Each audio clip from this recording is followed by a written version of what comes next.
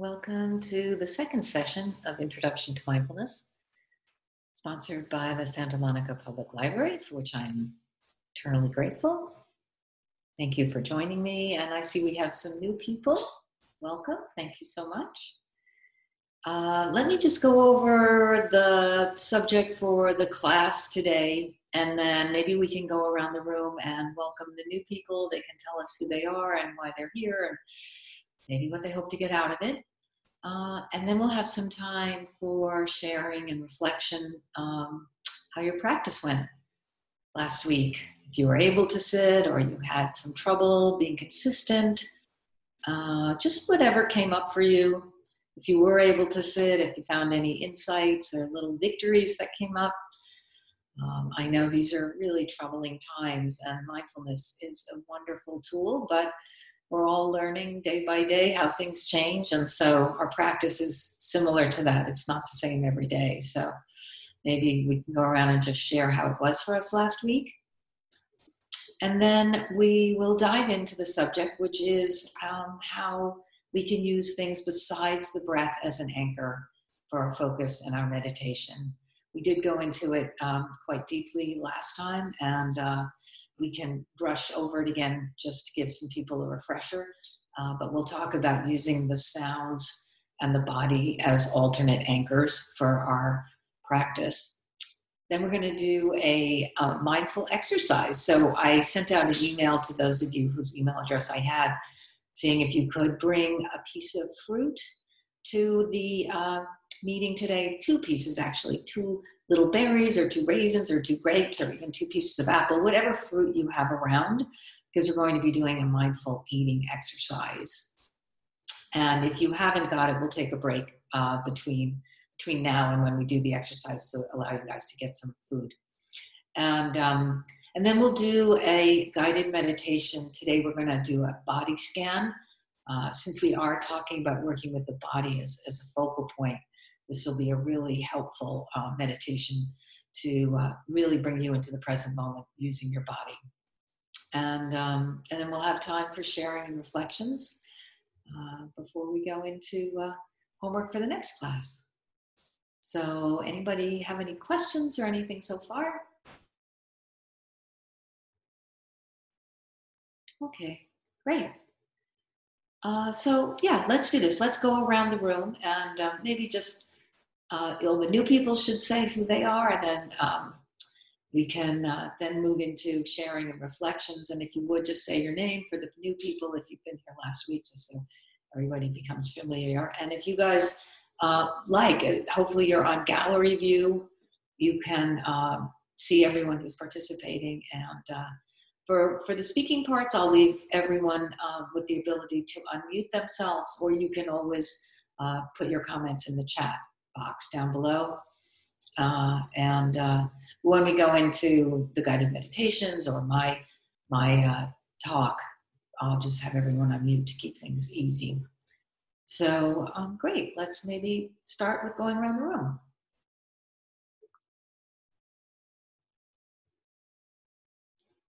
Thank you. Thank you for introducing yourself. Wonderful. Now we have some time for reflection on the practice last week.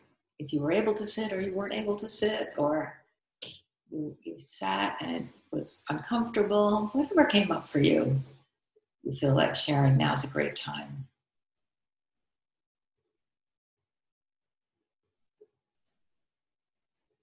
Excellent. Thank you for sharing. All right, let's dive into the talk for tonight about using the sound and the body as anchors. As we mentioned last week, and I'll just repeat again, awareness in the present moment with a curiosity, compassion, and willingness to be with what is how we define mindfulness. It's a secular practice. And the key phrase there is the present moment. We are often very distracted by digital tools or television, binge watching, or even just emails, text messages that keep us always thinking about the future, or we could be really worried about things that happened in the past, one of my teachers, Eckhart Tolle, describes regret as the hope for a better past. So many times we get stuck in these time zones, the future and the past, and it causes us stress and anxiety. And so with mindfulness, we're coming into the present moment. And in doing so, with this awareness of the present moment, with a curiosity, an open-mindedness, a compassion. So we look at it with kindness. We may recognize things that we might not like about ourselves or other people. We can look at that and be kind to ourselves, be kind to others. So have this compassion, self-compassion for what you find when you're there. Knowing we're all just human. We're all getting through this together in our own way. And then just a willingness to sit with what is. That's how we begin our practice. Those are the intentions that we set. And so we use the breath because it helps us to stay in the present moment. You can't get a past breath back, and you can't breathe in a future breath. So there is just this breath, this one breath. And Sharon Salzberg says it's actually not just the breathing that's the practice. The breathing is coming back to the breath, because we know that our mind is going to wander. It's going to drift off. It's been thinking all day. It's been thinking our lives. We haven't really spent a lot of time just being. So this practice is really about training the mind gently, kindly. And it really is the biggest part of the practice is the coming back, the returning, the recovery. As I said last week, there's a lot of discomfort. We don't want to judge ourselves if our mind wanders. It's just the natural state, and we're trying to train it, as I say, gently and kindly, to do something it's not used to doing. And sometimes we feel that discomfort in sitting and coming back. And that's where not only the work is, but that's what the jewels are. I really think of it, my practice, that coming back is the way beautiful jewels are created, like an oyster. There's that irritation, that discomfort that oysters feel, and then they begin to just add this surface called nacre to the grain of sand, and then over time, it's this jewel. And I really think of my meditation practice just like that. So again, we use the breath because it's accessible, it's easy, it's free. But for some people, breath is uncomfortable. In that case, we have some other options. So we can use sound.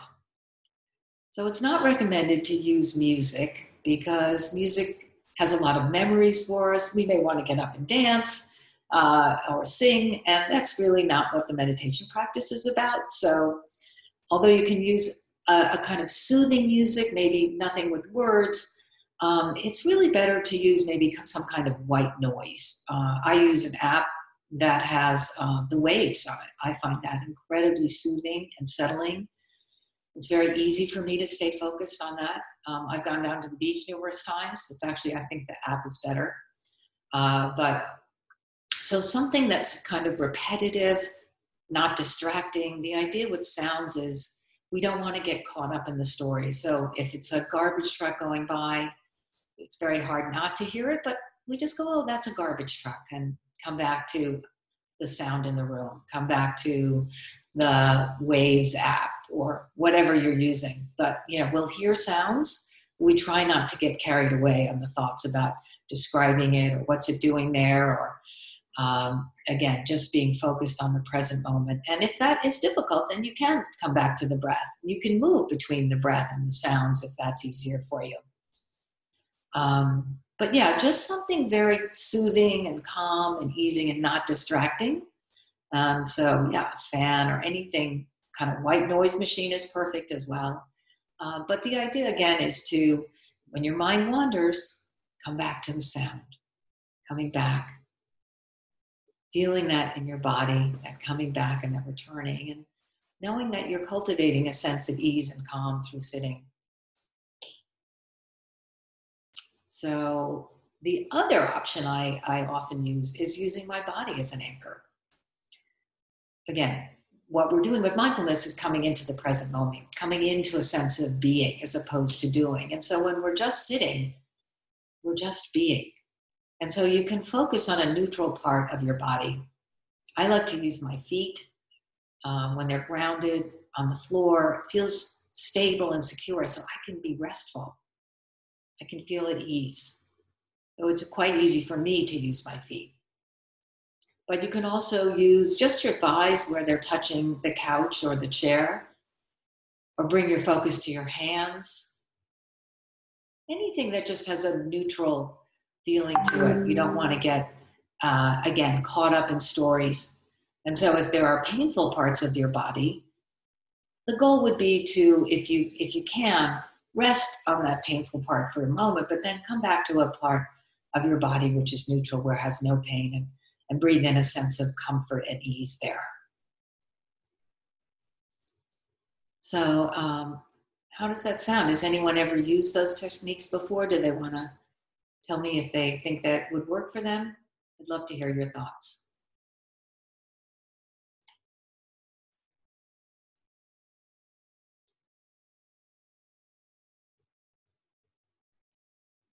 Great.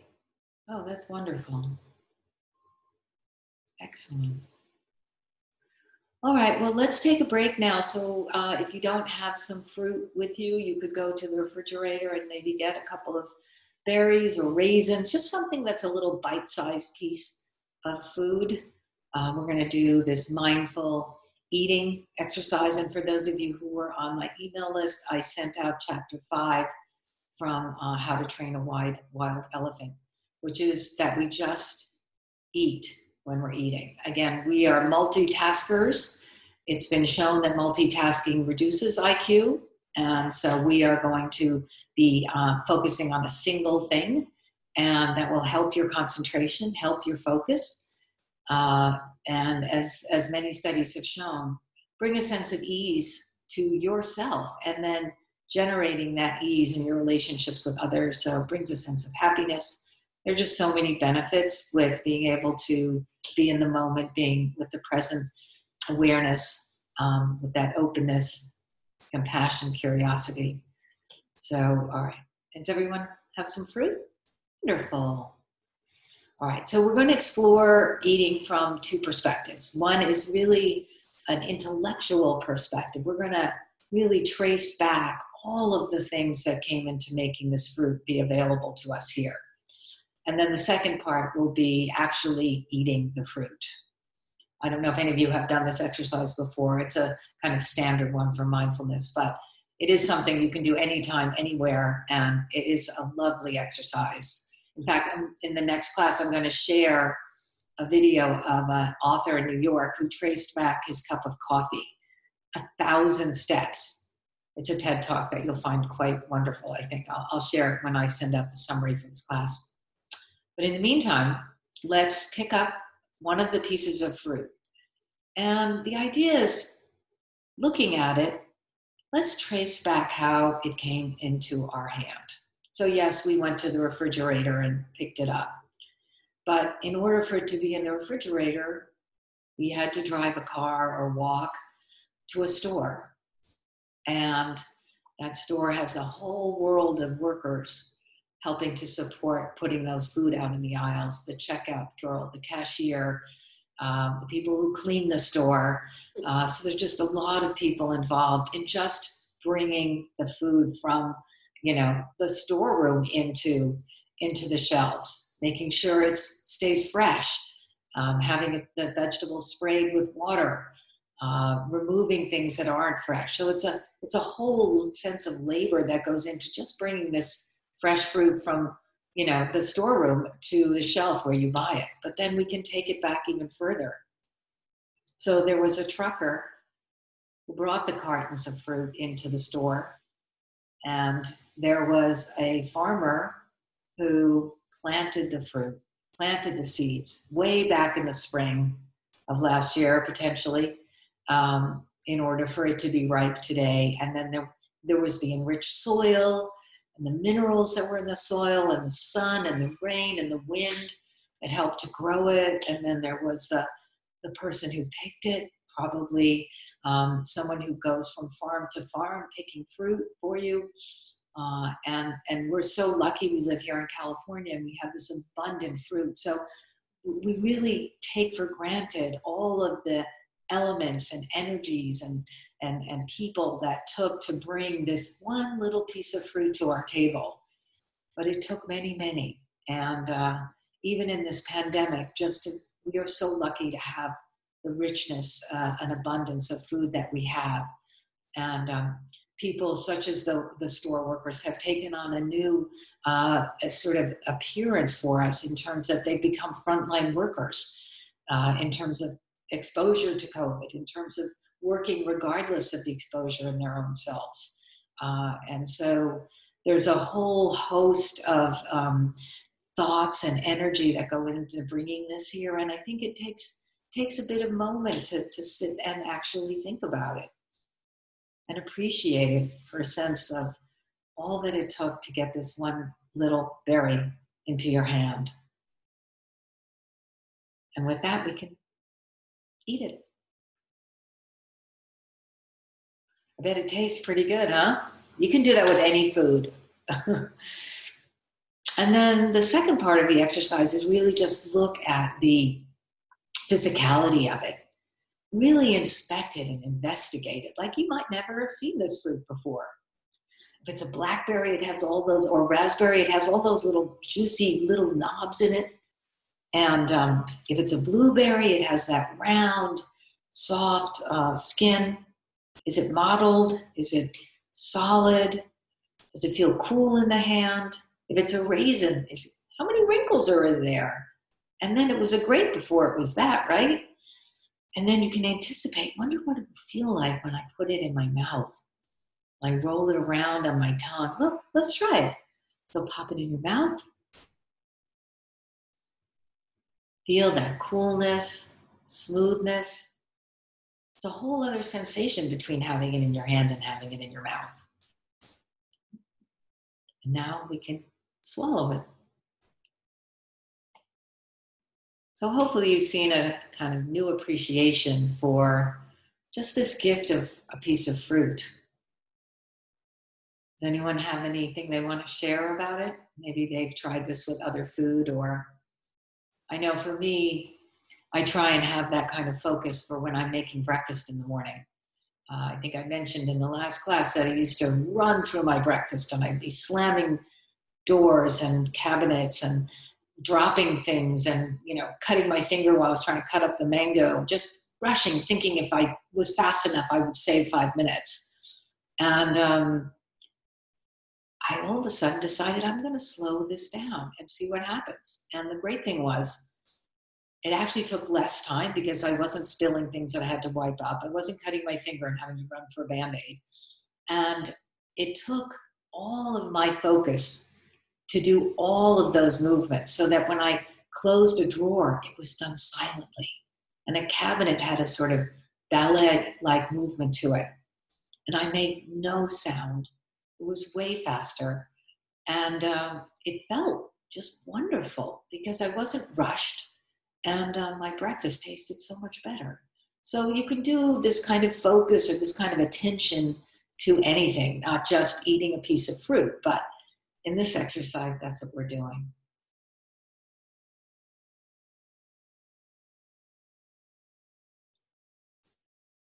Wonderful. Well, thank you so much. And now we'll do our guided meditation, a body scan. Thank you.